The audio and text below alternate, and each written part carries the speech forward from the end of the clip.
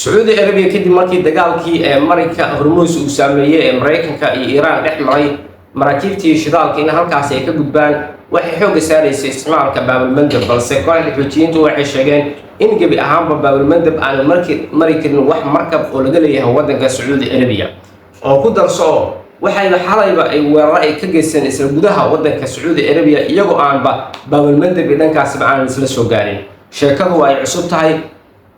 soomaaliyana waxa laga yaabaa inay saameyso haddii dagaalka baabilmandab ay kooxda xuutiyiintu ay kasii dhabeeyaan dhammaan shidaalada iyo cuntooyinka Soomaaliya soo galana in gebi ahaanba ay kacaan maadaama wax walba Soomaaliya ay u soo maraan baabilmandab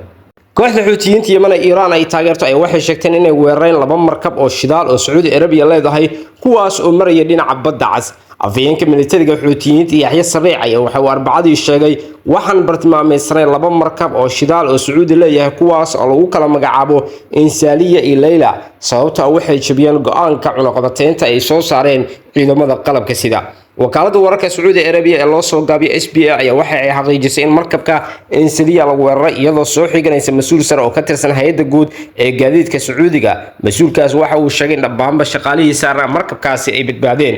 SBA sidoo kale waxay sheegtay weeraradan waxay jabiyeen shuruudaha iyo waliba heshiisyada caalamiga ah ee damaanad qaadaya badbaadada maraakiibta ganacsiga iyo waliba dhaqaalahooda SBA faahfaahin kama aysan bixin weerarka la sheegay ee markabka Layla Yaxya Sariic waxa uu sheegay in weerarada lagu fuliyay gantaalo plastic ah gantaalo nooca cruise ay waliba diyaarado aan duuliye lahayn ama drones kuwaas oo soobay dab ka kacay maraakiibta waxa uu inta uu ku daray in xuutiyiintu ay ku qasbeen ku dhawaad 10 markab inay joojiyaan safarkooda oo ay dib u noqdaan xarunta UK Maritime Trade Organization oo loo soo gaabiyay UK MTO waxay sheegtay inay heshay warar sheegaya in markab shidaal lagu dhuftay wax aan la garanayn waxana hay'adan oo arrimaha badaha qaabilsan waddanka Ingiriiska laga leeyahay ee sheegtay kabtanka markabka shidaalka ayaa waxa uu sheegay in warax aan la garanayn ay ku dhacday markabka taas oo sababtay dab ay shaqaaluhu hadda ay la tacaalayaan kooxda xuutiyiinta sidoo kale loo yaqaano Ansaar Allah waxay dagaal kula jiraan dawladda Yemen iyo waliba isbaaysiga Sacuudigu hogaamiyo muddo ka badan 10 sano 20kii Luulyo ay ku dhawaaqeen cunaqabateyn badeed oo ka dhan ah Saudi Arabia kadib markii dawladda Yemen ay duqeysay garoonka diyaaradaha ee Sanaa si ay uga hortagto diyaarad laga leeyahay in ay soo degto xuutiyiintu waxay sheegeen in cunaqabateyntooda ay ku dhisan tahay mabaadi ah il ku bedelaysa waxaana ay ku doodeen in shacabka Yemen ay xaq ay u leeyihiin in ay cunaqabateen ay kaga jawaabaan cunaqabateen kooxda waxay sidoo kale ay ku eedeysay Sacuudiga in muddo ku dhow 12 sano uu ku hayay Yemen go'doomin dhinaca dhulka badda iyo waliba hawada isla mar ahaantaana uu dhacay kheyraadka dalka Sacuudi ku sugan Sanaa oo lagu magacaabo Hussein Al-Buqati ayaa u sheegay warbaahinta Al Jazeera Sacuudigu waxa uu rumaysan yahay in cadaadis dhaqaale uu ku abuuri karo kacdoon shacab oo ka dhana xuutiyiinta dhanka kale Riyadh waxay diideen eedeymaha ay sheegaya in godoomin ay ku hayso shacabka Yemen dadka dhaliila xuutiyiinta ayaa tilmaamay in ay diideen qorshe Urdun ay soo jeedisay oo dib loogu bilaabi lahaa dulimaadyada u dhaxeeya Amman iyo waliba Sanaa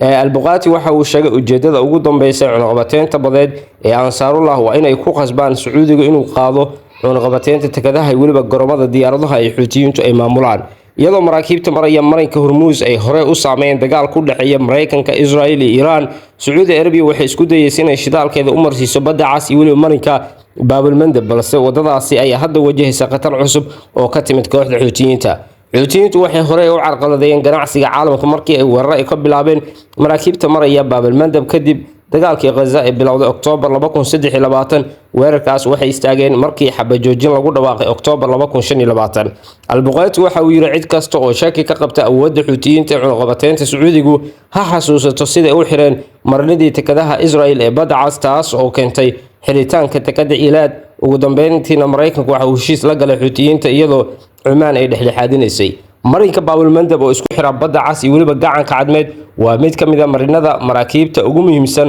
dunida gaar ahaan dhoofinta shidaalka marinkan oo u dhaxeeya Yemen Djibouti Eritrea iyo sidoo kale Soomaaliya ayaa meesha ugu cidhiidhisan waxaanu balaciisu yahay 29 kilomitir taas oo maraakiibta ku qasabtay inay maraan laba marin oo kala gaar ah sanadkii 2024 waxa marinkan ka gudbay qiyaastii 4.1 bilyan oo foosto oo shidaal ceyriin ah waliba shidaal la sifeeyay taas oo u dhiganta 5% guud ahaan shidaalka dunida haddii